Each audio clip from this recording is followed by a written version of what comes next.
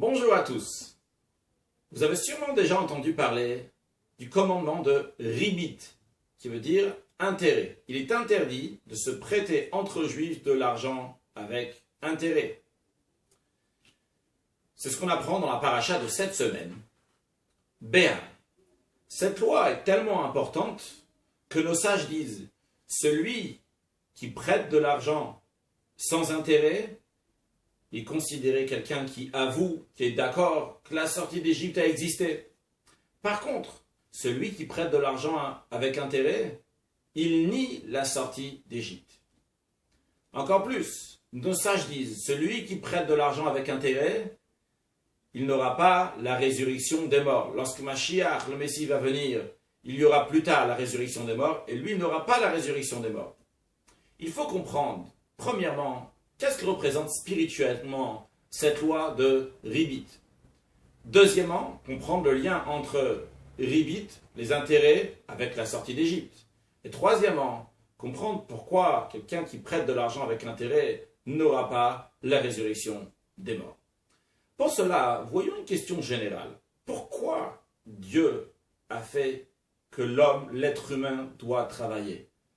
Dès la création du monde, lorsque Dieu a créé Adam, le premier homme, il l'a mis dans le jardin d'Éden pour travailler.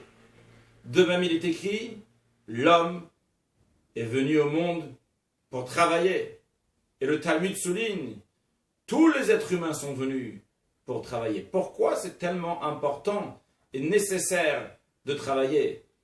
J'explique la question. Dieu aurait pu faire que ce soit facile, nous faciliter les tâches.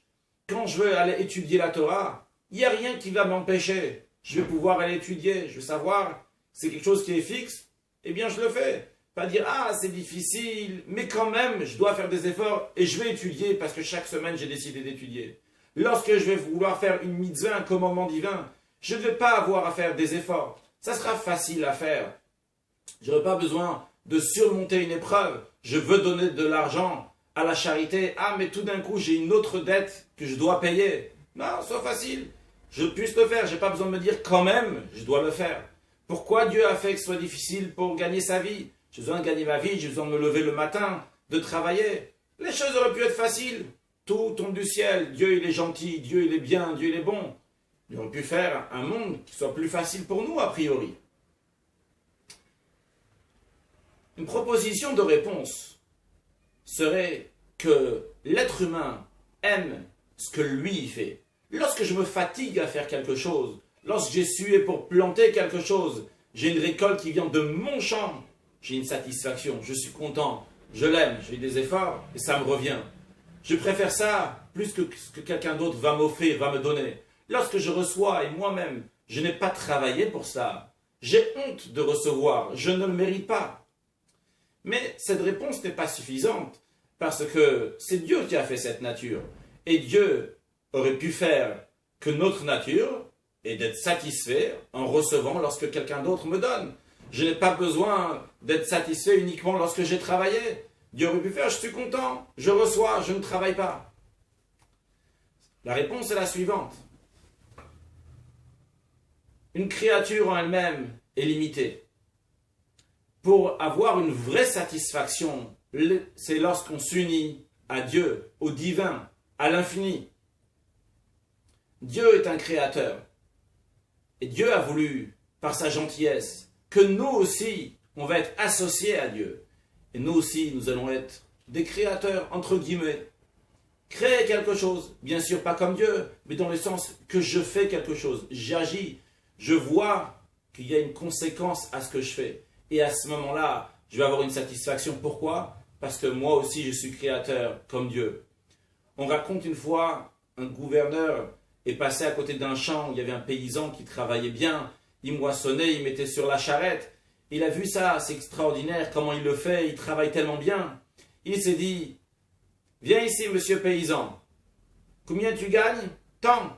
Je vais te payer 10 fois plus. Tu vas venir dans mon palais. Tu vas faire exactement la même chose. Il est venu, il était très content, premier jour, deuxième jour. Mais après, il lui dit, monsieur le gouverneur, je ne peux plus travailler comme ça. Mais il lui dit, mais pourquoi? C'est tellement bien. Ce que tu fais, tu gagnes beaucoup plus d'argent. Il lui dit, oui, c'est vrai. mais je ne vois pas le travail que je fais. C'est très important de pouvoir voir qu'on fait quelque chose. On a une satisfaction de ça. Et c'est pour ça que Dieu nous a mis dans un monde dans lequel on va travailler, on va faire des efforts, et on va être content, avoir une satisfaction d'être un petit créateur comme Dieu, parce qu'on ressemble à Dieu. Lorsque quelqu'un prête de l'argent avec intérêt, c'est quoi le message qu'il donne? Moi, j'ai déjà travaillé jusqu'à aujourd'hui, j'ai gagné 1000 euros. Maintenant, je ne travaille plus. Cet argent que j'ai déjà gagné va me ramener de l'argent. Mais moi, je ne travaille plus maintenant. Je ne suis pas en train de faire quelque chose. Donc, je suis tout simplement une simple créature. Lorsque quelqu'un, dans le sens spirituel, se comporte comme celui qui fait avec des intérêts, ça veut dire qu'il dit « ça me suffit ce que j'ai fait jusqu'à aujourd'hui, j'ai plus besoin de faire plus ». Il est une simple créature. Il est plus lié au divin. Lorsqu'il est plus lié au divin, il est une simple créature, il est dans des barrières humaines limitées. Et dans ce cas-là, il ne sort pas d'Égypte. L'Égypte en hébreu, Mitzrayim, veut dire aussi barrière. Et la sortie d'Égypte, ça veut dire sortir des barrières humaines. Cette personne-là proclame, je veux rester dans les barrières humaines, je ne veux plus travailler, je ne veux plus construire, améliorer ce monde, j'ai déjà fait ma tâche. Une telle personne ne mérite pas la résurrection. La résurrection des morts vient par une force divine qui dit que les choses sont éternelles et peuvent revivre. Mais cette personne qui dit « je me contente d'être une simple créature limitée », on lui dit « bien dans ces cas-là, tu es limité et tu ne vas pas ressusciter ». L'enseignement pour chacun de nous est clair. Dieu nous a mis dans un monde qu'on doit améliorer, travailler, en faire un meilleur monde. Ne pas penser, j'ai déjà fait spirituellement juste tant et tant pour la communauté, pour moi-même. C'est déjà suffisant, il n'y a pas besoin de plus. Pourquoi en rajouter? Je suis satisfait de ce que j'ai fait jusqu'à aujourd'hui. J'ai étudié tant, j'ai donné tant. On te dit non. Tu dois continuer de travailler jusqu'à ton dernière respiration ici sur Terre.